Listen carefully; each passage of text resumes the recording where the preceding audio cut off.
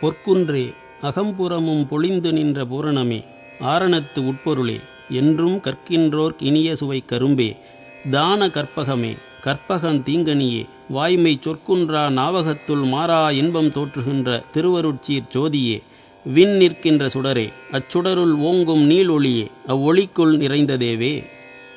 இந்த பாடல் சித்தர்களுடைய மறைபொருளை குறித்து பாடப்பட்டது என்று ஒரு சித்தர் என்னிடம் சொன்னார்.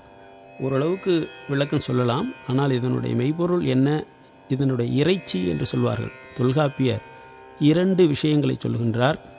ஒன்று இறைச்சி பொருள், மற்றொன்று உள்ளுரை உவமம் என்று சொல்வார்கள். அந்த இறைச்சி பொருள் என்பது குறிப்பாக கூட எதையும் அந்த பாடலில் ஒரு வார்த்தையாலோ வேறு எந்த ஒரு அசையாலோ கூட சொல்லப்பட்டிருக்காது. ஆனால் அந்த நெறியில் செல்பவர்களுக்கு உடனே அந்த பொருள் என்ன என்கின்ற ஒரு விளக்கத்தை தரும். இதுதான் இறைச்சி பொருள் என்று சொல்வார்கள். இறை என்றால் இருப்பதிலேயே சிறியது, கண்ணுக்கு எட்டாதது, அருவத்தை கடந்தது. சி என்கின்ற எழுத்து இறைவனை குறிக்கும். ஆக இறை கூட்டல் சி என்பது இறைவனை காட்டுகின்ற ஒரு செயல்பாடு. அந்த செயல்பாட்டை யார் அறிந்தவர்களோ அவர்களே தெய்வமாக்கவிகளாக திகழ்கின்றார்கள். திருவள்ளுவர், நம்மாழ்வார், சேக்கிழார், வள்ளல் பெருமான், மாணிக்கவாசகர் போன்றவர்களுடைய பாடல்களிலெல்லாம் இந்த இறைச்சி குறிப்பு இருக்கும். சித்தர் நூல்களில் மட்டுமல்ல, இந்த ஞான நூல்களிலும் இறைச்சி பொருள் இருக்கின்றது என்பதை உணர்ந்து சித்தர்கள் இவற்றை சித்தர் நூல்களாகவே கருதி வாசிக்கின்றார்கள். இந்த பாடலில் பொற்குன்று என்று சொல்லப்படுவது, பூரணம் என்று சொல்லப்படுகின்றது, உட்பொருள் ஆரணத்து உட்பொருள் என்று சொல்லப்படுவது, கற்பகம் என்று சொல்லப்படுவது, கற்பகத்தின் கனி என்று சொல்லப்படுவது, திருவருட்சீர் ஜோதி என்று சொல்லப்படுகின்றது, நீள் ஒளிக்கு உள்ளே இருக்கின்ற தெய்வம் என்று சொல்லப்படுகின்றது. இந்த சொற்றொடர்கள் எல்லாம், இந்த குறிப்புகள் எல்லாம் சாதாரணமாக ஞானப்பொருள் கடந்து சித்தர்கள் சொல்லுகின்ற ஞானப்பொருளாகிய அமுதத்தை தருகின்ற மெய்ப்பொருளுக்கும் பயன்படுத்தப்படுகின்ற இந்த சொற்கள். எந்த இடத்தில் இது ஞானமாக இருக்கின்றது, எந்த இடத்தில் இது சித்தர்களுடைய மெய்ப்பொருளாக இருக்கின்றது என்பதை பிரித்தருகின்ற தகுதி எனக்கு இல்லை.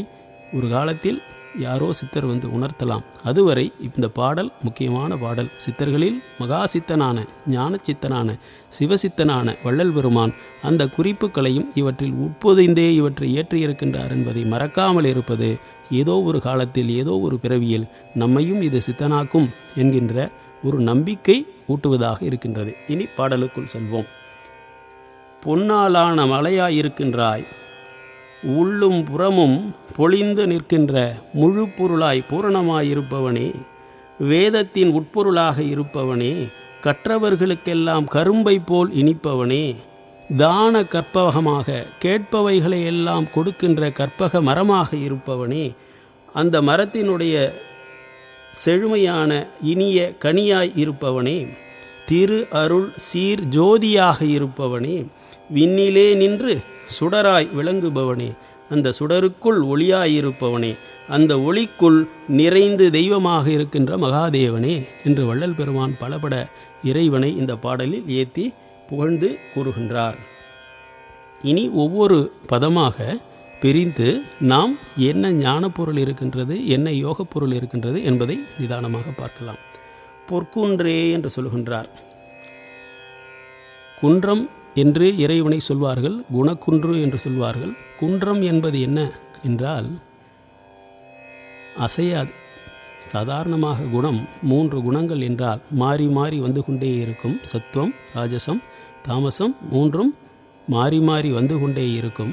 ஆனால் எதற்கும் அசையாமல் எப்பொழுதும் சத்துவ நிலையிலேயே இருப்பது குன்று. ஆக அசையாத குன்றை போல் இறைவன் சத்துவ நிலையில் எப்பொழுதும் அந்த சச்சிதானந்த நிலையிலேயே இருக்கின்றான். அந்த நிலைக்கு என்ன பெயர்? எதற்கு ஒப்புமை சொல்லலாம்? பொன்னுக்கு ஒப்புமை சொல்லலாம்.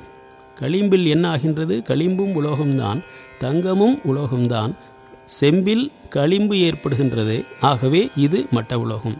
ஆனால் எந்த காலத்திலாவது தங்கத்தில் களிம்பு ஏறி இருக்கின்றதா? இல்லை. அது எப்பொழுதும் தூய்மையானது. எவ்வளவு சுட்டாலும் இன்னும் ஒளிருமே ஒழிய அது தூய்மையான பொருள். அதனால் தங்கத்தை இறைவனுக்கு உதாரணமாக ஊமையாக இங்கே காட்டுகின்றார்கள். பொற்குன்றே என்று அவர்கள் சொல்லுகின்றார்கள். அகமும் புறமும் பொழிந்து நின்ற பூரணமே. இறைவன் எங்கெல்லாம் இருக்கின்றான் என்றால் உள்ளத்தில் மட்டும் இருக்கின்றான் என்பதல்ல, புறத்தில் மட்டும் இருக்கின்றான் என்பதல்ல. திருச்சி நகருக்கு பக்கத்திலே சாந்திவனம் என்கின்ற ஒரு ஆசிரமம் இருக்கின்றது. அந்த ஆசிரமத்திலே சுமார் 20-30 ஆண்டுகளுக்கு முன்பு நான் ஒரு துறவியை சந்தித்தேன். பீட் கிரிஃபித் என்கின்ற அந்த வெள்ளைக்காரர் ஆக்ஸ்போர்ட் பல்கலைக்கழகத்தில் தத்துவத்துறையில் MA பட்டம் பெற்றவர். நம்முடைய ஊருக்கு வந்து சந்நியாசியைப் போல் காவி கட்டிக்கொண்டு கிறிஸ்துவ மதத்தை பரப்புவதற்காக இங்கே வந்து தங்கியவர். நம்முடைய திருமந்திரத்தையும் நம்முடைய அருட்பாவையும் நம்முடைய தேவாரத்தையும் திருவாசகத்தையும் வாசித்து கண்களில் நீர் பெருக என்னிடம் சொன்னார். இதற்கு இணையான நூல்கள் எங்கே இருக்கின்றன என்று எனக்கு தெரியவில்லை என்று சொன்னார். அப்பொழுது திருவாசகத்தை பற்றியும் திருமந்திரத்தை பற்றியும் திருவருட்பாவை பற்றியும் நாங்கள் விவாதித்து கொண்டிருக்கும் பொழுது ஒரு செய்தியை சொன்னார். அவர் சொன்னார், ஐயா, ஒரு உண்மையை கண்டு நான் வியக்கின்றேன். இந்தியாவில் நிறைய வறுமை இருக்கின்றது உண்மைதான். ஆனால் ஞானத்தினுடைய முக்கியமான செய்திகள் காற்றில் பரவி இந்த இந்த பாரத பூமியில் இருக்கின்ற சிறு குழந்தைகளுக்கு கூட போய் சேர்ந்திருக்கின்றது என்பதை நினைக்கும் பொழுது உண்மையிலேயே இது ஆன்மீக பூமிதான் என்று சொன்னார். ஐயா, என்ன சொல்கின்றீர்கள் என்று கேட்டேன். அப்பொழுது சொன்னார், மேல்நாடுகளிலே சென்று ஒரு குழந்தையை, ஒரு சிறுவனை பார்த்து கடவுள் எங்கே இருக்கின்றார் என்று கேட்டால் அவன் வானத்தை காட்டி அந்த வானத்திலே இருக்கிறார் என்று சொல்வான்.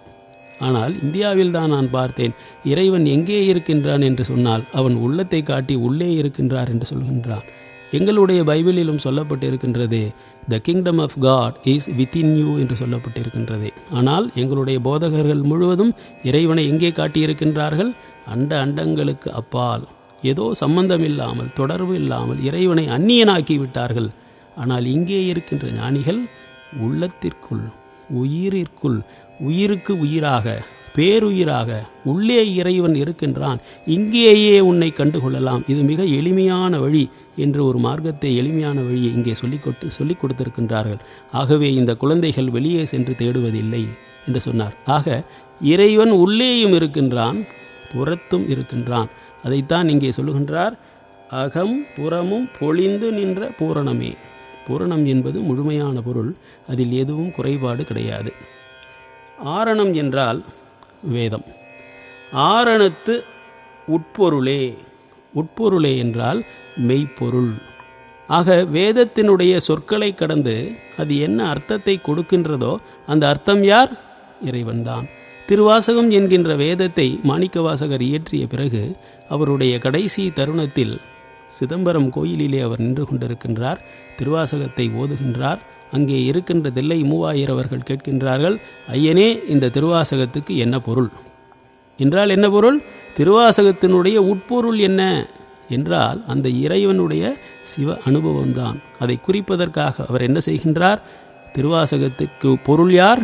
இவன்தான் என்று அங்கே சிவனை காட்டிவிட்டு அவருடைய உருவம் அப்படியே வெட்ட வெளியாக மாறி அங்கே இருக்கின்ற வெளியில், சிவவெளியில், நாம் சிதம்பர ரகசியம் என்று சொல்லுகின்ற அந்த வெட்ட வெளியில் அவருடைய வெளியாக விரவிய தேகம் உள்ளே சென்று மறைந்து விட்டது என்று நமக்கு வரலாற்றை எழுதி வைத்திருக்கின்றார்கள். ஆக ஆரணத்து உட்பொருளே என்று இறைவனை அவர் இங்கே அழைக்கின்றார். 3 சொற்கள் முக்கியமான சொற்கள். என்னவென்றால், ஆரணம் என்பது அரணம் என்றும் சில இடங்களில் சுருங்கி வரும். அரணம் என்றாலும் ஆரணம் என்றாலும் அது வேதத்தை குறிக்கும். இந்த வேதம் எங்கே இருக்கின்றது என்றால் 2 பொருட்களுக்கு மத்தியிலே இருக்கின்றது. ஒன்று கரணம். கரணம் என்பது மனம். இந்த மனம் மறைத்து கொண்டிருக்கின்றது வேதத்தை.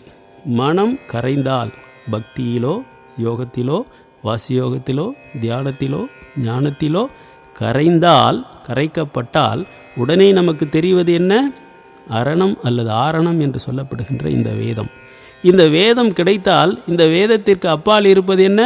சரணம், இறைவனுடைய திருவடிகள். ஆக கரணம், அரணம், சரணம், இந்த 3 சொற்களை அந்த வரிசைப்படி நிறுத்தியிருக்கின்றார்கள் ஆன்றோர்கள். கரணம் கரைந்தால் அரணம் வெளிப்படும். அரணத்தினுடைய உட்பொருள் தெரிந்தால் ஆரணத்தினுடைய உட்பொருள் எது?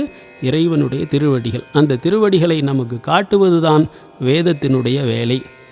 வேதங்களால் இறைவனுடைய திருவடிகளை பற்றி கொள்ள முடியவில்லை என்று வள்ளல் பெருமானும் மாணிக்கவாசகரும் சொல்லுகின்றார்கள். ஆனால் அந்த இறைவனுடைய திருவடிகள் எங்கே இருக்கின்றது என்று நமக்கு அடையாளம் காட்டுபவை வேதங்கள். ஏன் இறைவனுடைய திருவடிகள் எங்கே இருக்கின்றன? 36 நிலை என்று சொல்லப்படுகின்ற நாத தத்துவத்திற்கு அப்பால் நாதாந்தத்தில் இருக்கின்றது. அந்த நாதாந்த வெளியிலே நடமிடுகின்ற இறைவனுடைய திருவடிகளை தொட முயற்சி செய்து முடியாமல் திசையை மட்டும் காட்டிக்கொண்டு நிற்பது ஆரணம் என்கின்ற வேதம் என்றுதான் மகான் அரவிந்தரும் சொல்லுகின்றார், மாணிக்கவாசகரும் சொல்லுகின்றார், வள்ளல் பெருமானும் சொல்லுகின்றார். ஆக அந்த திசையில் நாம் சென்றால் ஆரணத்தின் உட்பொருளாகிய இறைவனை நாம் அவனுடைய திருவடிகளை காணலாம் என்பதுதான் இந்த சொற்றொடருக்கு பொருள்.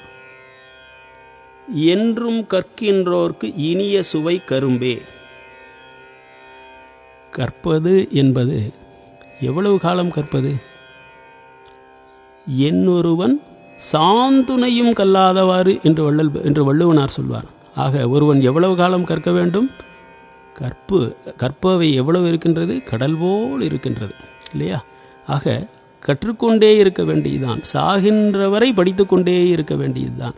அவ்வாறு படிப்பதற்கு ஏராளமான கடல் போன்ற சாஸ்திரங்கள் இருக்கின்ற பொழுது இதற்கு என்னதான் வழி?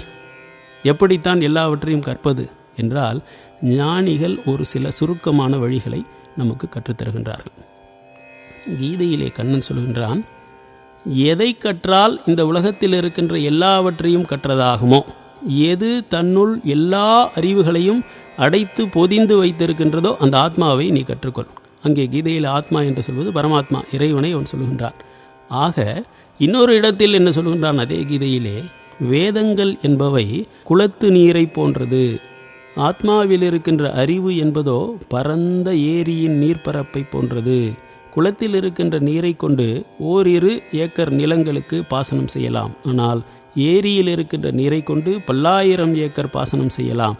அதுபோல் வேதங்களை காட்டிலும் அவற்றிலுள்ள செய்தியை காட்டிலும் ஞானத்தை காட்டிலும் ஏராளமான பங்கு அதிகமான ஞானம் கொண்டது ஆத்மா என்று கீதையிலே கண்ணன் சொல்கின்றான். நம்மாழ்வார் ஒரு இடத்திலே சொல்கின்றார், கற்பார் ராமபிரானை அல்லால் மற்றும் கற்பரோ.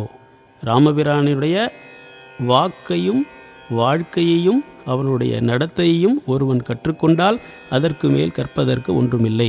ஏனென்றால் இறைவனுடைய அவதாரமாக இறங்கி வந்தவன் எல்லா நற்குணங்களையும் அவனுக்கு வால்மீகியும் கம்பனும் காட்டியிருக்கின்றார்கள் என்கின்ற பொருள்பட அவர் சொல்கின்றார், நடையில் நின்று உயர் நாயகன் என்று கம்பன் ஏத்துகின்றான். அதைத்தான் நம்மாழ்வார் என்ன சொல்கின்றார், கற்பார் ராமபிரானை அல்லால் மற்றும் கற்பரோ. ஆக 3 அறிவுகளில் பாச அறிவு, பசு அறிவு, பதி அறிவு. பாச அறிவு என்பது உலகை பற்றிய அறிவு, பசு அறிவு என்பது ஆத்ம ஞானம், பதி அறிவு என்பது பிரம்ம ஞானம். ஆக பிரம்ம ஞானத்திற்கு மேல் வேறு அறிவு எதுவும் இல்லை. ஆக இறைவனை பற்றி, அவனுடைய இயலை பற்றி, அவனுடைய என் குணங்களை பற்றி, அவனுடைய படைப்பு ஆற்றலை பற்றி, அவனுடைய 5 தொழில் ஆற்றல்களை பற்றி யார் அறிந்து கொள்கின்றார்களோ அவர்களே பூர்ண ஞானிகள், அவர்களே இறைநிலையை அடைய முடியும். ஆக அதற்கு மேல் ஒரு செய்தி இல்லை. எப்பொழுதுமே படிப்பது என்பது கீழிருந்து தொடங்கக்கூடாது. மாணவர்களிடையே நான் பேசும்போது கூட சொல்லியிருக்கின்றேன், அப்பா கீழே இருந்து மர்மநாவலிலிருந்து தொடங்காதே, மேலே இருந்து வா. இவை குப்பை குப்பையாக வண்டி வண்டியாக கடல் போல் இருக்கின்றன. இவற்றிலெல்லாம் உன்னுடைய நேரத்தை வீணாக்கிவிட்டால் எவற்றை தெரிந்து கொள்ள வேண்டுமோ, எது சாரம், எந்த சாரத்தை அறிந்தால் விவேகமாகும், எந்த விவேகத்தால் நாம் வாழ்க்கையை செம்மைப்படுத்தி கொண்டு உயர்ந்த வாழ்க்கையை வாழலாம் என்கின்ற உணர்வை, அறிவை நீ இழந்து விடுவாய். மேலே இருந்து தொடங்கு. முதலில் படிக்க வேண்டியது திருக்குறள், அதற்கு அடுத்து படிக்க வேண்டியது திருவாசகம், அதற்கு அடுத்து படிக்க வேண்டியது திருமந்திரம், கடைசியாக வள்ளல் பெருமானுடைய அருட்பெரும் ஜோதியை காட்டிய அந்த திருவருட்பாவிலே இவை எல்லாம் அடக்கம். இவற்றையெல்லாம் முதலில் கற்றுவிட்டு இறைவனை பற்றியும் ஆத்மாவை பற்றியும் உலகத்தை பற்றியும் தெரிந்து கொண்டு பிறகு பொழுதுபோக்குக்கு வரலாம். பொழுதுபோக்குக்காக படிப்பது கடைசியாக இருக்கட்டும் என்று நான் சொல்வது வழக்கம். ஆக தெரிந்து கொள்ள வேண்டிய சாரம் என்ன? இறைவனை பற்றி தான்.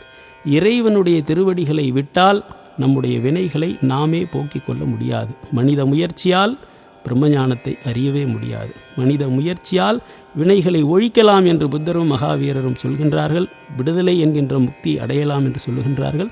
ஆனால் மாணிக்கவாசகரும் வள்ளல் பெருமானும் நமக்கு காட்டிய நெறி இறைவனுடைய திருவடிகளை மறக்காமல் இருந்தால் அதுவே உனக்கு வினைகளை ஒழித்து பந்த பாசங்களில் இருந்து உன்னை காப்பாற்றி தலைகளில் இருந்து உன்னை நீக்கி அதுவே ஆன்ம அறிவையும் கொடுக்கும், அதுவே இறை அறிவையும் கொடுக்கும், அதுவே உன்னை இறைவனாகவே மாற்றியமைக்கும் என்றெல்லாம் நமக்கு சொல்கின்றார்கள். ஆகவே கற்க வேண்டியது என்ன? இறை இயலை பற்றி மட்டும்தான் நாம் கற்க வேண்டும். அதனால் என்றும் கற்கின்றோர்க்கு இனிய சுவை கரும்பே. இந்த இடத்திலே கரும்பு கரும்பு என்று 1000 முறை மாணிக்கவாசகரும் வள்ளல் பெருமானும் இறைவனை சொல்கின்றார்கள். இதற்கு என்ன பொருள்? ஒரு நண்பர் என்னிடம் கேட்டார், ஐயா, நீங்கள் மாணிக்கவாசகரையும் வள்ளல் பெருமானையும் தெய்வமாக்கவிகள் என்று சொல்லுகின்றீர்கள். ஆனால் எனக்கு என்ன தோன்றுகின்றதென்றால் மீண்டும் மீண்டும் மீண்டும் இவர்கள் கரும்பை பற்றியும் கரும்பு சாறை பற்றியும் வெள்ளக்கட்டியை பற்றியும் தேனை பற்றியுமே இவர் சொல்லுகின்றார்கள். கூறியது கூறல் குற்றம் என்று கூட இவர்களுக்கு தெரியவில்லையா? ஆனால் நீங்கள் ஏன் இவர்களை ஞானக்கவிகள் என்று சொல்கின்றீர்கள் என்று ஒரு முறை என்னிடம் கேட்டார். அப்பொழுது நான் சொன்னேன், ஐயா, என்னுடைய அனுபவத்தில் நான் கண்டதை சொல்கின்றேன். நீங்களும் முடிந்தால் அதனை சோதனை செய்து பாருங்கள். டவுட், சந்தேகப்பட்டு தெரிந்து கொள்வது விஞ்ஞானம், நம்பி உள்ளே சென்று பார்ப்பது மெய்ஞானம். சந்தேகப்படுதல், எதையும் சந்தேகப்படு என்று டெக்கார்ட் சொல்லிக் கொடுத்தார். அதிலிருந்து தோன்றியது மாடர்ன் ஃபிலாசபி என்கின்ற நவீன மேலை மெய்யியல். ஆனால் அந்த வழியில் சென்று மெய்ஞானத்தை நீங்கள் அறிய முடியாது. நம்பித்தான் பாருங்களேன் என்ன ஆகின்றது. 1 வருடமோ 2 வருடமோ பூரண நம்பிக்கையுடன் தேவார திருவாசகங்களை, திருவருட்பாவை படித்து பாருங்கள். அந்த நம்பிக்கை நமக்கு பலன் தருகின்றதா என்று ஏன் நீங்கள் பரிசோதித்து பார்க்கக்கூடாது? என்னுடைய வழி இதுதான். மாணிக்கவாசகரும் வள்ளல் பெருமானும் பொய் சொல்ல மாட்டார்கள். ஏதோ ஒரு காரணம், அவர்கள் தொல்காப்பியத்தையும் கற்றவர்கள்தான். கூறியது கூறல் குற்றம் என்பது அவர்களுக்கு தெரியும். ஆனால் ஊமை பஞ்சமா என்றால் அவர்களுக்கு ஊமை பஞ்சமே கிடையாது. ஏனென்றால் வேதங்கள் எல்லாம் அவர்களுக்கு தானாக வரும். அப்படிப்பட்ட தெய்வமாக்கவிகளுக்கு வார்த்தை பஞ்சங்கள்லாம் நிச்சயமாக கிடையாது. பிறகு ஏன் மீண்டும் மீண்டும் இறைவனை பற்றி சொல்லுகின்ற பொழுது அமுதம் ஊறும், தேன் ஊறும், சர்க்கரை பாகு அல்லது வெள்ளச்சுவை கட்டி அல்லது கரும்பு சாறு என்றே அவர்கள் சொல்லுகின்றார்கள் என்றால், மீண்டும் மீண்டும் ஒரு பொருளை ஒரு கவிஞன், ஞானக்கவிஞன் வலியுறுத்தி சொல்லுகின்றான் என்றால் அந்த பொருள் அதிமுக்கியமான ஒரு பொருளாக இருக்க வேண்டும். அது ஒரு ஞான பொருளை குறிக்கும், ஒரு மறைப்பொருளை குறிக்கும். அந்த பொருளின் தியான ரகசியம், தியானித்தால் அந்த பொருளினுடைய உண்மை வெளிப்படும். அவ்வாறு தெரிந்து நீங்கள் அதனுடைய ரகசியத்தை தெரிந்து கொண்டால் நீங்கள் ஒரு சித்தராவீர்கள். ஆகவே இங்கே கரும்பு என்பது என்ன என்று பார்த்தால், கரு என்று ஒரு விஷயத்தை சொல்லுகின்றார்கள் சித்தர்கள். ஐங்கரு என்று சொல்வார்கள். அது என்ன பொருள் என்று நமக்கு தெரியவில்லை. அந்த கரு என்கின்ற சொல்தான் இறைவனையே குறிக்கின்றது என்று கேரளத்து நாராயணகுரு சொல்வார். அந்த கரு எதை கொண்டிருக்கின்றது என்றால் உள்ளே இம் என்கின்ற மகரமெய்யை கொண்டிருக்கின்றது.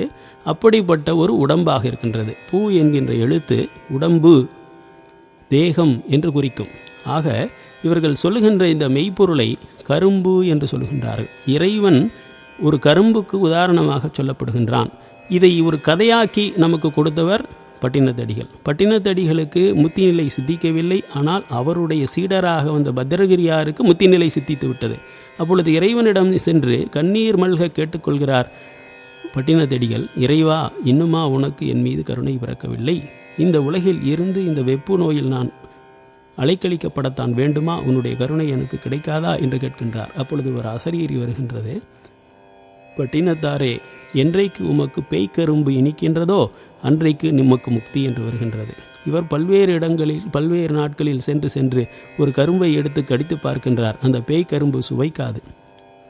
ஆனால் ஊரில் கரும்பு சுவைக்கும். பேய்க்கரும்பு என்றைக்கு உனக்கு தித்திக்கின்றதோ அன்று உனக்கு முக்தி. இது மெய்ஞான விஞ்ஞானத்தின் அற்புதமான அடையாளம். ஒரு பொருள் உண்மை என்றால் விஞ்ஞானம் என்ன காட்டுகின்றது? ஒரு அடையாளம், ஒரு இண்டிகேட்டர், ஒரு இண்டிகேஷன் இருக்கும். ஆக ஒருவருக்கு முத்தி வந்துவிட்டது, அவர் விடுதலை பெற்றுவிட்டார். ஞானி என்பதற்கு என்ன அடையாளம்? பேய்க்கரும்பு, கோந்தாளி கரும்பு என்று சொல்வார்கள். அது சுவைக்காது, கசக்கும். அந்த கசப்பு இனிப்பில்லாத தன்மை மாறி அதுவும் இனிக்கின்றது என்றால் உன்னுடைய நாவிலேயே மாற்றம் ஏற்பட்டு விட்டது, உன்னுடைய உடலிலேயே மாற்றம் ஏற்பட்டு விட்டது. இனி உனக்கு இனிமையை தவிர, இனிப்பு சுவையை தவிர வேறு எந்த சுவையும் தெரியாது. அந்த அளவுக்கு நீ உன்னுடைய உடல் மாற்றப்பட்டு ஞானியாக மாறிப்போனாய் என்று பொருள். ஆக இந்த ஒரு கதையை வைத்துக்கொண்டு நாம் இந்த கரும்பு என்கின்ற சொல்லுக்குரிய பொருள், உண்மையான பொருள் என்ன என்பதை நாம் தெரிந்து கொள்ளலாம். வள்ளல் பெருமான் சொல்வார், இந்த நாவின் அடியில் கரும்பு சாறு போல் அமுதம் ஊறும் என்பார். அதன் பிறகு நாவின் மேலே தேன் பாகு போல், சர்க்கரை பாகு போல் அமுதம் ஊறும் என்று சொல்வார். அண்ணாக்குக்கு மேலே வெள்ள கட்டியை போல் சற்று கடினமாக அந்த அமுதம் இருக்கும் என்று சொல்வார். இவ்வாறு பல்வேறு நிலைகள் உடம்பில் ஊறுகின்ற அமுதத்தின் வகைகளை வள்ளல் பெருமான் பட்டியலிடுகின்றார். அவற்றையெல்லாம் எப்படி வெளிப்படுத்துவது? இந்த ஓமைகள் மூலம்தான். மேலை நாட்டிலே ஸ்வீடன்பார்க் என்று ஒரு ஞானி இருந்தார். அவர் என்ன சொல்லுகின்றார் தெரியுங்களா? தியரி ஆஃப் கரஸ்பாண்டன்சஸ் என்று ஒரு கொள்கையை சொல்லுகின்றார். இந்த பூமியில் நடக்கின்ற ஒவ்வொரு நிகழ்வும், இந்த பூமியில் காணப்படுகின்ற ஒவ்வொரு பொருளும் மேல்லோகத்தில் ஆன்ம உலகத்தில் நடக்கின்ற உண்மைகளினுடைய நிழல்கள், பிரதிபலிப்புகள். இங்கே ஒரு பொருள் இருக்கின்றதென்றால் அந்த பொருள் மேல்லோகத்திலே வேறொரு உண்மையை குறிக்கும். இங்கே ஒரு நிகழ்வு நடக்கின்றதென்றால் இந்த நிகழ்வு போலி. இந்த போலியினுடைய உண்மை நீ மேலே செல்கின்ற பொழுது, ஞானியாகின்ற பொழுது அதனுடைய உண்மை தெரியும். ஆகவே நீ ஒரு கவிஞனாக இருந்தால் என்ன செய்ய வேண்டும்? கருத்துக்கள், அப்ஸ்ட்ராக்ட் கான்செப்ட்ஸ் என்று சொல்லப்படுகின்ற கருத்துக்களை இந்த உலகத்தில் இருக்கின்ற பொருட்களை கொண்டு சாதாரண மக்களுக்கு ஊமைகளாக அடையாளப்படுத்தி காட்ட வேண்டும். காங்க்ரீட்டைசேஷன் ஆஃப் அப்ஸ்ட்ராக்ட் கான்செப்ட்ஸ் என்று அவன் சொல்வான். இந்த ஒரு கருத்திலிருந்து பிறந்ததுதான் பிரெஞ்சு தேசத்திலே 1860களிலே புதுக்கவிதை என்கின்ற ஒரு இயக்கம். தியரி ஆஃப் கரஸ்பாண்டன்சஸ் என்பதை வைத்து புதிதாக ஞானக்கவிகள் தோன்றினார்கள். இந்த ஞானக்கவிகளினுடைய இந்த கரஸ்பாண்டன்சஸ் தியரி நமக்கு திருமூலரிடமே வருகின்றது. அந்த திருமூலர் மரபில் வந்த வள்ளல் பெருமான் அந்த சொற்களையெல்லாம் கரும்பு சாறு என்று சொல்லுகின்ற பொழுது எதை குறிக்கின்றார்? மனித உடலாகிய தாவரத்தில் ஊறுகின்ற அந்த அமுதத்தின் ஒரு வகையை குறிக்கும். சர்க்கரை பாகு என்பது இன்னொரு வகையான அமுதத்தை குறிக்கும். வெள்ளக்கட்டி என்பது இன்னொரு விதமான அமுதத்தை குறிக்கும். அந்த சொற்கள் எங்கே வருகின்றதோ அந்த இடத்தில் சித்தர்களுடைய அனுபவம் வள்ளலார் அனுபவித்திருக்கின்றார். அந்த அனுபவத்தில் இருந்து அந்த பாடல் பிறந்தது என்பதை நாம் புரிந்து கொள்ள வேண்டும். ஆக கரும்பு என்பது என்ன என்றால், இந்த மனித தாவரத்தில் அந்த கரும்பு சாறு விளைகின்றது. நான் கூட கேட்பது உண்டு, ஐயா ஓரறிவு என்று தாவரங்களை பற்றி சொல்லுகின்றீர்கள், மனிதனுக்கு 6 அறிவு என்று சொல்லுகின்றீர்கள், நீங்கள் எந்த தாவரத்தையாவது பிச்சை எடுத்து பார்த்திருக்கின்றீர்களா? பகலிலே 1 மணிக்கு 2 மணிக்கு வீட்டிற்கு முன்னே வந்து நின்று ஒரு பிச்சைக்காரர் கேட்கிறார், அம்மா சாப்பிட்டு 4 நாள் ஆச்சு, ஏதாவது இருந்தால் சோறு போடுங்க. இறந்தும் உயிர் வாழ்தல் வேண்டின் பறந்து கெடுக உலகையற்றியான் என்று இதை குறிப்பிடுகின்றான் வள்ளுவன். ஏன் நீ பிச்சை எடுக்க வேண்டும்? ஏன் நீ இறந்து வாழ வேண்டும்? ஒரு தாவரம் இறக்கின்றதா? பிச்சை எடுக்கின்றதா? தனக்கு தேவையான உணவை அதுவே தயாரித்து கொள்கின்றது. அப்படிப்பட்ட ஒரு பேறு, அப்படிப்பட்ட ஒரு ஆற்றல் இந்த மனித தேகத்துக்கு இல்லையா? நிச்சயமாக உண்டு என்று சித்தர்கள் சொல்கின்றார்கள். தனக்கு தேவையான உணவை இந்த உடலாகிய மனித தாவரம் நிச்சயமாக செய்து கொள்ள முடியும். ஆனால் அந்த ஆற்றலை பிச்சை எடுத்து அது யாரிடம் தெரியுங்களா? தாவரத்திடம், ஓரறிவு கொண்ட தாவரத்திடம் சென்று பிச்சை எடுத்து தன்னுடைய உண்மையான ஆற்றலை, அமுதம் விளைவிக்கின்ற ஆற்றலை மனிதன் இழந்து விட்டான். மீண்டும் அந்த ஆற்றலை பெறுவதுதான் சித்தனாவதனுடைய ரகசியம் என்றெல்லாம் சித்தர்கள் சொல்லுகின்றார்கள்.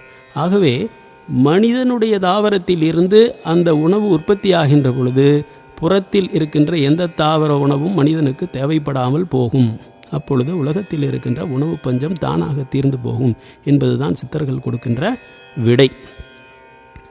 அதற்கு என்ன வழி சொல்லுகின்றார் வள்ளல் பெருமான்? கீர்த்தனையிலே ஆடையடி பந்து என்கின்ற கீர்த்தனையிலே வள்ளல் பெருமான் சொல்லுகின்றார், ஊரமுது உண்டு நீ ஒழியாதே அந்தோ. எவ்வளவு பெரிய ஞானியானாலும், எவ்வளவு பெரிய யோகியானாலும், எவ்வளவு பெரிய தவசியானாலும் ஊரமுது என்கின்ற அறுசுவை உணவை சாப்பிடுகின்ற வரை மரணம் நிச்சயம். அதிலிருந்து தப்பிக்க முடியாது. எப்படி ஐயா தப்பிப்பது? அடுத்த வரியிலே சொல்லுகின்றார், ஊழிதோர் ஊழியும் உளவாமை நல்கும் ஆரமுது உண்டு என்னோடு ஆடியடி பந்து. எத்தனை ஊழிகள்? ஊழிதோர் ஊழியும் உளவாமை அழியாமை நல்கும் கொடுக்கும் ஆரமுது, உன்னுடைய உடலில் உற்பத்தியாகின்ற ஆரமுது. ஆர் என்றால் ஒளி, அந்த அமுதம் ஒளிப்பொருளாக இருக்குமாம். ஆரமுது உண்டு என்னோடு ஆடியடி பந்து. என்னோடு ஆடியடி பந்து என்றால் என்ன பொருள்? என் என்பது எதை குறிக்கும்? வள்ளலாரை குறிக்கும். அவர் எங்கே இருக்கின்றார்? எல்லா காலங்களிலும் இருக்கின்றார். எத்தனை ஊழிகள் சென்றாலும் அவருடைய தேகம் ஞான ஒளி தேகம் அழியாது. அவருடன் நாம் பந்தாட வேண்டுமென்றால் அப்படிப்பட்ட ஞான ஒளி தேகம் வேண்டும். எவ்வளவு காலம் ஆடலாம்? ஊழிதோர் ஊழியும் விளையாடலாம். அதற்கு என்ன வழி? ஊரமுதை முதலில் நிறுத்த வேண்டும். ஆரமுதை இந்த உடலில் விளைவித்துக் கொள்ள வேண்டும். அவ்வாறு விளைவித்துக் கொள்வதற்கு 2 வழிகள். ஒன்று ஜீவகாருண்யம், பிற உயிர்களிடம் அன்பாக இருப்பது, இறைவனின் பேரில் அன்பாக இருப்பது. இது பக்தி. ஆக இந்த 2 வழிகளில் இந்த கரும்பு என்கின்ற சொல்லுக்கு இவ்வளவு ஆழமான பொருள் இருக்கின்றது. அந்த கரும்பு சாற்றை நம்முடைய நாக்கில் நாம் உற்பத்தி செய்து கொள்ளலாம் என்பதுதான் அதனுடைய அடுத்த வார்த்தையில் அதற்கு விளக்கம் சொல்லுகின்றார். தான கற்பகமே. தான கற்பகமே என்றால், கற்பகம் என்றால் இதோ இந்திரலோகத்தில் ஒரு மரம் இருக்கின்றதாம். அந்த கற்பக மரத்தின் அடியில் அமர்ந்து கொண்டு எதை கேட்டாலும் அது தருவாம். இது கதை.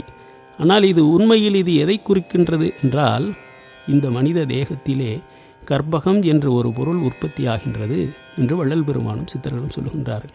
வள்ளல் பெருமான் சொல்லுகின்றார், இறைவன் அவரிடம் தோன்றி அவருடைய கைகளிலே ஒரு பொருளை கொடுத்தானாம். அதை எப்படி சொல்லுகின்றார்? கற்பகம் என் 2 கைகளில் கொடுத்தே அற்புதம் இயற்றெனும் அருட்பெரும் ஜோதி. கற்பகம் என் 2 கைகளில் கொடுத்து, என் உல கைகளில் கொடுத்தே அற்புதம் இயற்றெனும் அருட்பெருஞ்சோதி. யாருடைய கைகளில் அந்த கற்பகம் என்கின்ற பொருள் இறைவனால் கொடுக்கப்படுகின்றதோ அவர்கள் அற்புதங்கள், அதிசயங்கள், மிரக்கிள்ஸ் செய்ய முடியும் என்று சொல்லுகின்றார். தான கற்பகமே என்று ஏன் சொல்லுகின்றார்? இறைவன் எப்பொழுது ஒரு மனிதனுக்கு அந்த கற்பகத்தை கொடுப்பான் தெரியுமா? இவன் தனக்காக, தன் சுயநலத்திற்காக இதை பயன்படுத்த மாட்டான். பிற உயிர்களினுடைய பசியை போக்குவதற்காகவும் பிற உயிர்களினுடைய துன்பத்தை நீக்குவதற்காக மட்டுமே அன்னதானமும் அறிவு தானமும் ஒழுக்க தானமும் மட்டுமே இவன் செய்து கொண்டிருப்பான். அவ்வாறு செய்வதிலேயே இவனுக்கு மகிழ்ச்சி வரும் என்று இறைவன் நம்பினால் அந்த கற்பகத்தை உன் கையிலே கொண்டு வந்து கொடுப்பான். மணிமேகலை காப்பியத்திலே அவளுக்கு அமுதசுரபி எப்படி கிடைத்தது? அவள் எல்லோருக்கும் தானமளிப்பாள் என்கின்ற நம்பிக்கையால் இறைவன் அவளுக்கு அந்த அமுதசுரபியை கொடுக்கிறான். அது சமண காப்பியம். அவர்களுக்கு கடவுள் நம்பிக்கை இல்லை, இருந்தாலும் அது ஊழ்கொள்கை என்று சொல்வார்கள். எப்படியோ யாருடைய கையில் அந்த கற்பகம் கிடைக்கும் என்றால், சுயநலமே ஓரளவு கூட அணு கூட இல்லாமல் பொதுநலத்திற்காகவே தன்னுடைய வாழ்க்கையை, தன்னுடைய உயிரை யார் தியாகம் செய்ய தயாராக இருக்கின்றார்களோ அந்த நிலையில், அருள் நிலையில் இறைவனாக பார்த்து அவர்களுடைய கைகளில் அந்த கற்பகத்தை கொடுப்பான் என்பதை குறிப்பதற்காகத்தான் தான கற்பகமே. கற்பக மரம் தானம் கொடுப்பது என்பது இங்கே பொருள் அல்ல. நீ தானம் கொடுக்க தயாராக இருக்கின்ற ஒரு நிலையில், தானம் கொடுப்பதிலேயே மகிழ்ச்சி அடைகின்ற ஒரு அருள் நிலையில் நீ இருப்பாயானால் அந்த கற்பகம் உன் கையில் இறைவனால் கொடுக்கப்படும். வள்ளல் பெருமான் அகவலை எப்படி முடிக்கின்றார்?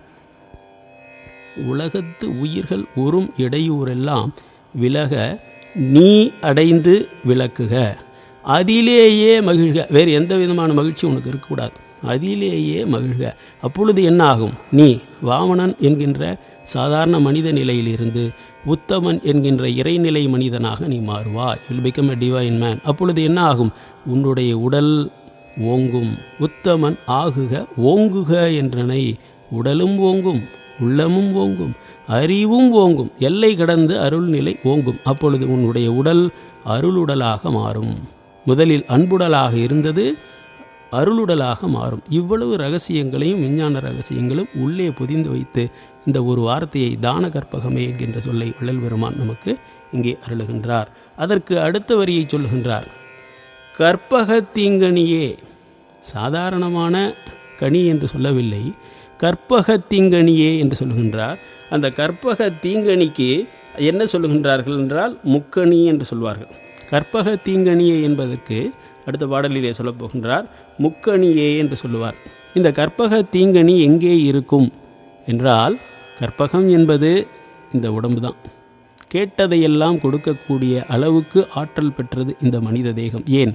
இந்த மனித தேகம் என்பது இறைவனுடைய தேகம்தான். அண்டத்தில் உள்ளது யாவும் பிண்டத்தில் உண்டு. ஆக இறைவனுடைய தேகமாகவே இருப்பது. இன்னும் சொல்லப்போனால் ராக்கெட்டாக, ஒளி தேகம் என்கின்ற ராக்கெட்டாக மாறுகின்ற அளவுக்கு ஆற்றல் கொண்டது இந்த தேகம். இது சாதாரண மலக்கூடு அல்ல. இந்த மலக்கூடாக இருக்கின்ற இந்த உடலை நீங்கள் சுத்த தேகமாக மாற்றியமைத்து கொண்டால், பிரணவ தேகம் என்கின்ற எழுத்துடலாக மாற்றியமைத்து கொண்டால், ஞான ஒளி தேகம் என்கின்ற இறைவனுடைய உருவாக மாற்றியமைத்து கொண்டால், அந்த ஒளி ஒரு வினாடியில் 1,86,000 மைல்கள் அல்ல. அது பௌதீக ஒளி. இது ஞான ஒளி. இது எங்கே செல்லும்? ஒரு வினாடியில் பிரபஞ்சம் முழுவதும் சென்று வரும். செல்ல தேவையில்லை, எங்கும் நிறைந்திருக்கும். இவ்வளவு பேராற்றல் கொண்டது இந்த உடல். இந்த உடல்தான் கற்பக மரம். இந்த உடலில்தான் அந்த கனி கிடைக்கின்றது. அந்த கனி எங்கே கிடைக்கின்றது? முக்கு என்று சொல்லப்படுகின்ற புருவ மத்தியில் கிடைக்கும். முக்கு என்பது என்ன?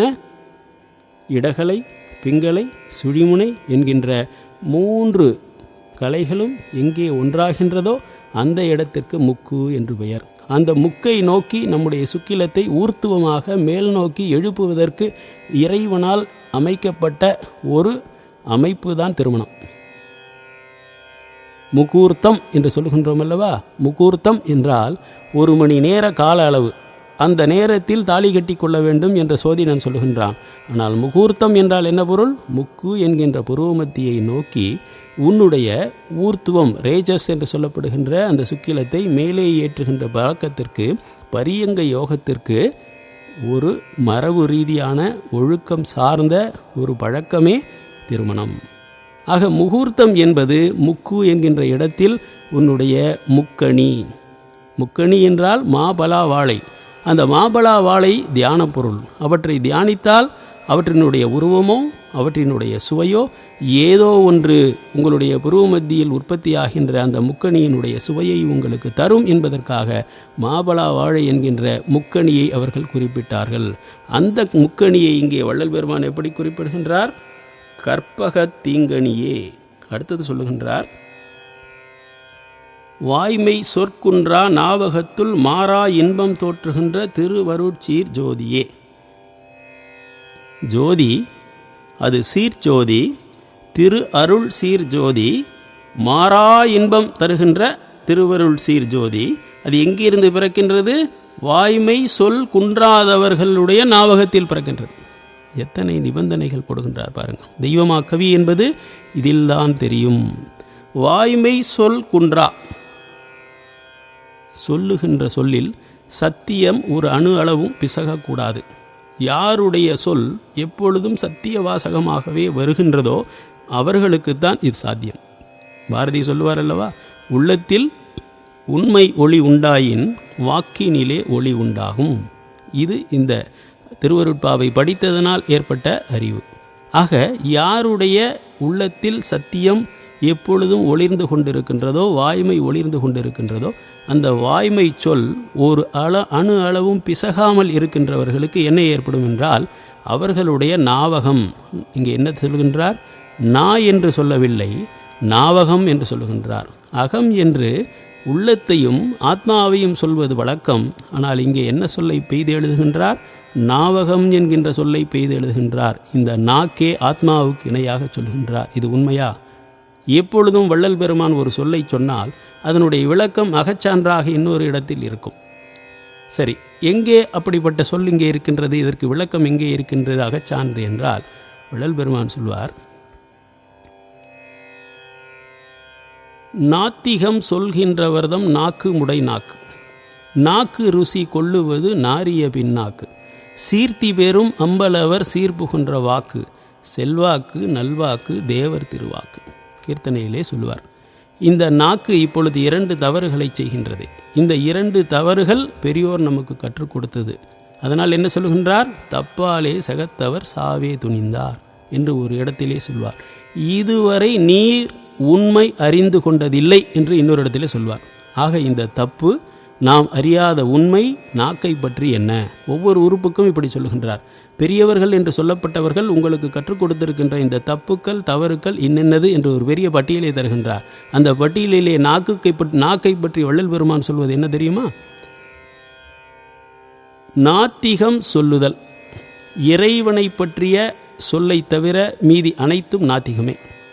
இறைவனை பற்றி பாடுவது, இறைவனுடைய சொல்லை கேட்பது, இதை தவிர வேறு எந்த சொல்லை சொன்னாலும் அது நாஸ்திகம்தான். ஆக நாத்திகம் சொல்கின்றவர் நாக்குமுடை நாக்கு. அடுத்தது, நாக்கு ருசி கொள்ளுவது நாரிய பின்னாக்கு. புறத்தில் இருக்கின்ற உணவை நாம் சுவைத்து அதனால் வாழ்வதாக நினைத்து கொண்டிருக்கின்றோம். ஆக புறத்தில் இருக்கின்ற உணவை, அறுசுவை உணவை உண்பது அது பின்னாக்கு என்கின்றார். ஏனென்றால் அது உயிரில்லாத பொருள். உள்ளே ஊறுகின்ற அமுதம் உயிருள்ள பொருள். என்றைக்கு உன்னுடைய நாக்கு அதை சுவைக்கின்றதோ அப்பொழுது இந்த பின்னாக்கு அறுசுவை உணவு, புறத்திலிருந்து வருகின்ற உலக உணவு உனக்கு ஊரமுது தேவைப்படாது. அதேபோல் ஊர் வம்பும் உனக்கு தேவைப்படாது. இந்த 2 குற்றங்கள் உன்னுடைய நாக்கில் இருக்கின்றன, அவற்றை நீ நீக்கிக்கொள். சரி, வேறு என்ன செய்வது என்றால், சீர்த்தி வேறும் அம்பலவர் சீர்புகின்ற வாக்கு. இந்த வாக்கு எதற்கு, இந்த நாக்கு எதற்கு? சீர்த்தி பெறும் அம்பலவனுடைய சீர்புகின்ற வாக்கு. இறைவனுடைய சீரை பற்றி நீங்கள் தெரிந்து கொள்ள வேண்டும், அதை பற்றித்தான் பேச வேண்டும். அப்பொழுது என்ன ஆகும் என்றால், இந்த நாக்கு சீர்த்தி வேறும் அம்பலவர் சீர்புகின்ற வாக்கு, செல்வாக்கு, நல்வாக்கு, தேவர் திருவாக்கு. முதலில் செல்வாக்கு கிடைக்கும், நல்வாக்கு நீங்கள் சொல்வதெல்லாம் பலிக்கும், கடைசியாக என்னாகும்?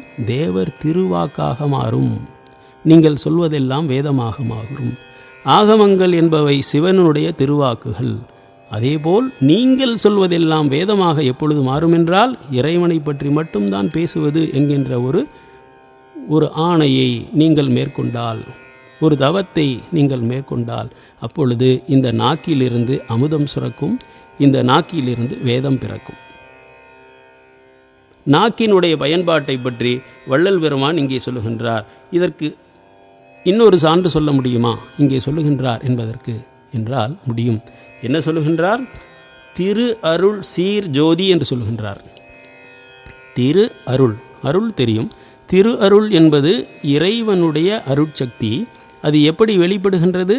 சீராக வெளிப்படுகின்றது. இந்த சீர் என்பது தமிழின் ஆதி ஞானச்சொல். சாதாரணமாக சீர் என்கின்ற சொல்லுக்கு உண்மையில் நமக்கு பொருளே மறந்து போனது. சீர் என்ற சொல்லுக்கு என்ன பொருள் என்றால், சீர் எங்கே இருக்கின்றது என்று தெரிந்து கொண்டால் நாம் அதனுடைய உண்மையான பொருளை தெரிந்து கொள்ளலாம். வள்ளல் பெருமான் சொல்வார், அற்புதம் அற்புதமே, அருள் அற்புதம் அற்புதமே. அடுத்த வரியில் என்ன சொல்கிறார்?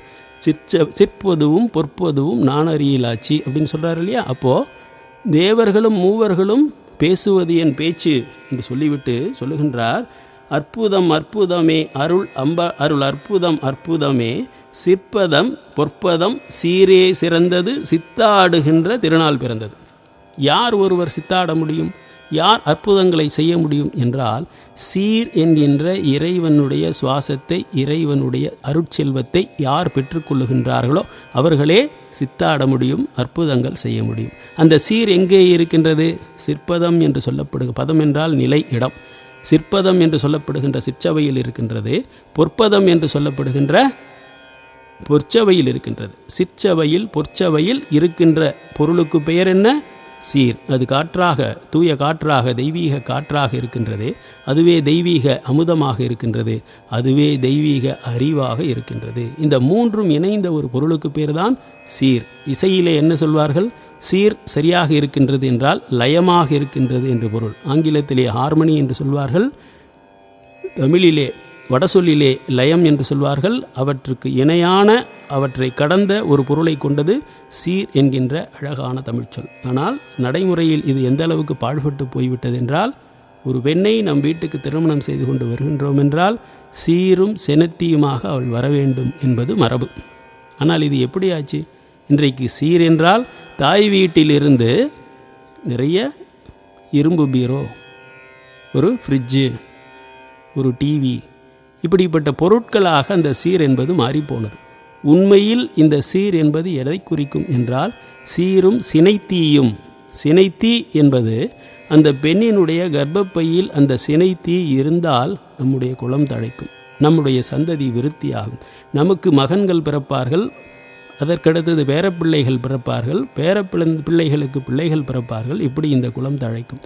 அவளுடைய வயிற்றில் அந்த சினை தீ இல்லை என்றால் அவள் மலடியாக இருப்பால், நம்முடைய குலம் தலைக்காது.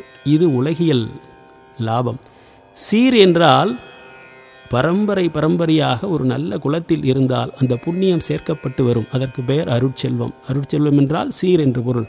அவருடைய தாத்தா அவருடைய அப்பா, அந்த குடும்பத்தில் வந்தவர்கள் அந்த சீர் என்கின்ற அருட்செல்வத்தை சேர்த்து கொண்டு வந்திருந்தால் இந்த பெண்ணினுடைய குருதியில் இருக்கின்ற மரபு அணுக்களிலும் அந்த சீர் இருக்கும்.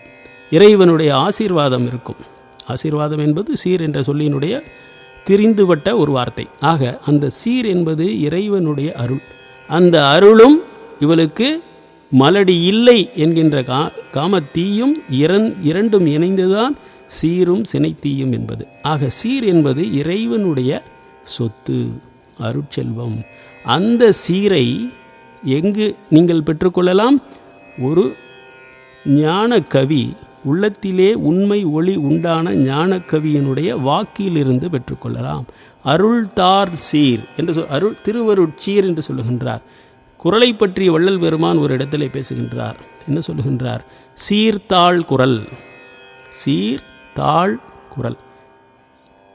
இறைவனுடைய சீராகிய தாள்களிலிருந்து உற்பத்தியானது திருக்குறள்.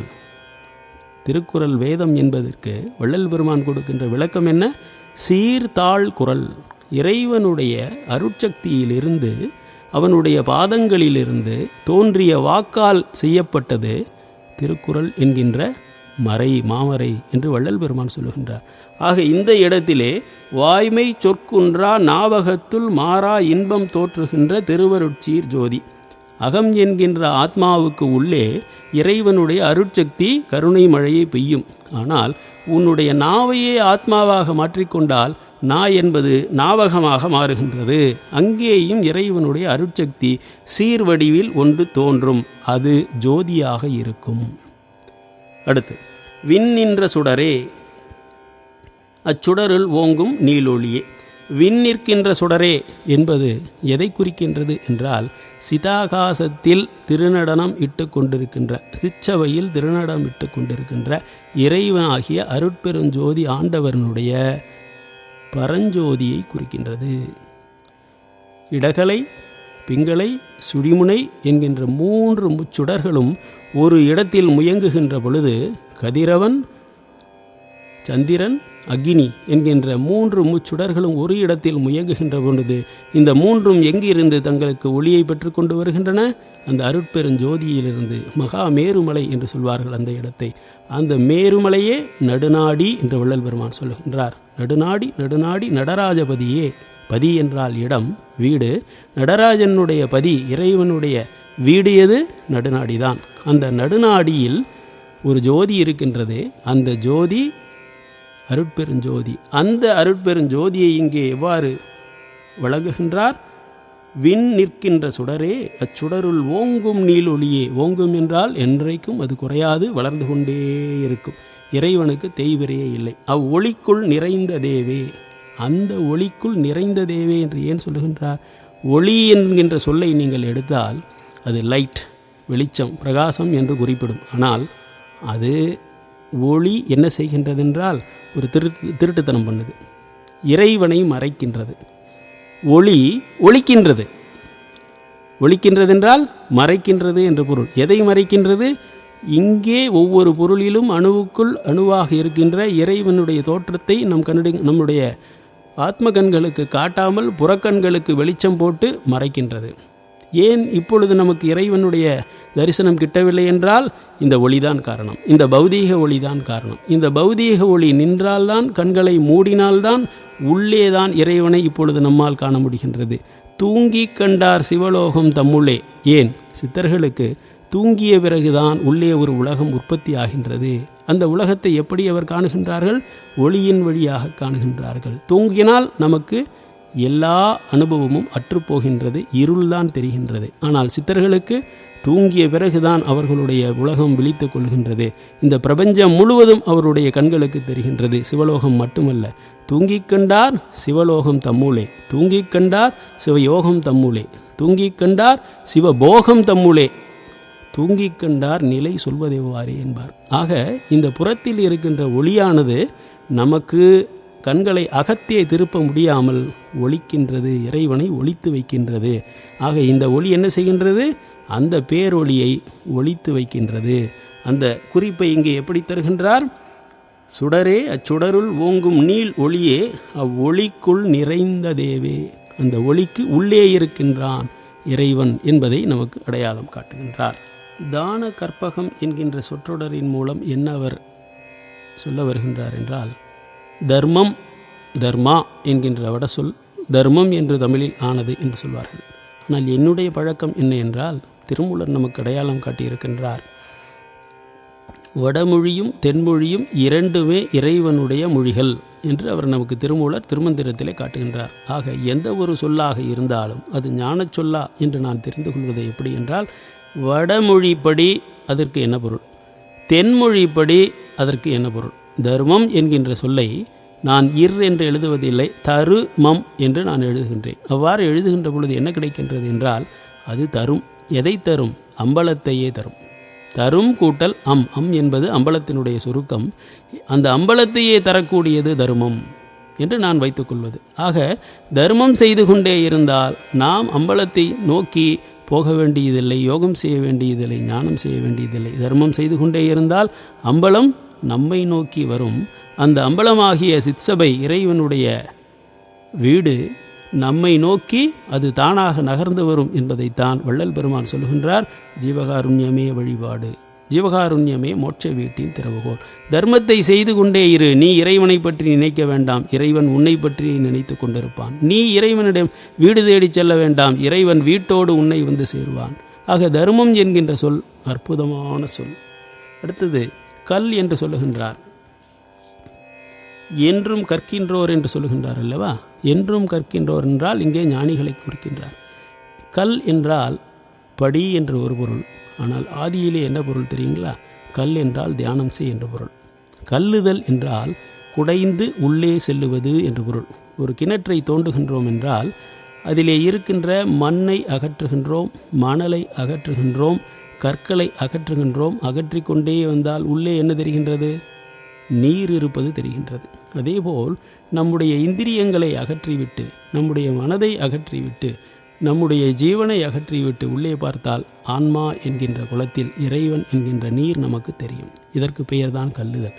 தாய்மானவர் சொல்வார், கல்லாத பேர்களே நல்லவர்கள் நல்லவர்கள், கற்றும் அறிவில்லாத என்போன்ற மூடர்களை என்ன சொல்வது என்று சொல்லிவிட்டு சொல்வார், கல்லாதாரில் கற்றவரே கற்றவரில் கல்லாதாரே நல்லவர் என்கின்ற திருமூலர் என்ன சொல்கின்றார் என்றால், கல்லாத பேர்களுக்கு கல்லாதாரே நல்லராம் என்றால் என்ன பொருள் என்றால், கற்றவர்கள் என்பவர்கள் நூற்கல்வியை கற்கின்றார்கள். அந்த நூற்கல்வி அவர்களுடைய அறிவை போய் மறைக்கின்றது, ஆணவத்தை உண்டாக்குகின்றது, உண்மையை தெரிந்து கொள்வதற்கு விடுவதில்லை. ஆனால் உண்மையில் கற்பவர்கள் என்றவர்கள் யார் என்றால், உலக நூல்களை படிக்கவில்லை என்றாலும் கற்கவில்லை என்றாலும் தியான பயிற்சி யார் ஒருவருக்கு இருக்கின்றதோ அவர்கள் கல்லுகின்றார்கள், கற்கின்றார்கள். ஆக தெரிந்து கொள்ள வேண்டியது என்ன? கல் என்றால் தியானம் என்றே பொருள். சித்தர்கள் என்ன சொல்வார்கள்? கல் என்றால் ஞானிக்கல். இந்த ஞானிக்கல் என்பதை, அண்டக்கல் என்பதை நீ தெரிந்து கொள். அதை தெரிந்து கொள்ளாதவரை இறந்துதான் போவாய். ஆகவே கல் என்றாலே ஞானக்கல்லைத்தான் குறிக்கும் என்பது சித்தர்களினுடைய உரை. எல்லா உரைகளையும் சேர்த்து பல்வேறு பொருட்களை, பல்வேறு படிநிலைகளை, பல்வேறு பரிமாணங்களை உள்ளடக்கி ஒரு தெய்வமாக்கவே ஒரு பாடலை இயற்றுகின்றார். அதனால்தான் திருக்குறள் போன்ற, திருவருட்பா போன்ற வேத நூல்களுக்கு அவரவர் தரத்தில் இருந்து அவரவர் உரை சொல்லுகின்றார்கள். ஆனால் நம்முடைய தரத்தில் இருந்து நாம் தெரிந்து கொள்ள வேண்டியது என்ன என்றால், இதற்கு யோக உரை என்ன, இதற்கு ஞான உரை என்ன, இதற்கு சன்மார்க்க உரை என்ன, இதற்கு சித்தர் நெறி உரை என்ன என்பதை நாம் தெரிந்து கொண்டால் சாரத்தை மட்டும் தொட்டு அனுபவித்தவர்களாவோம்.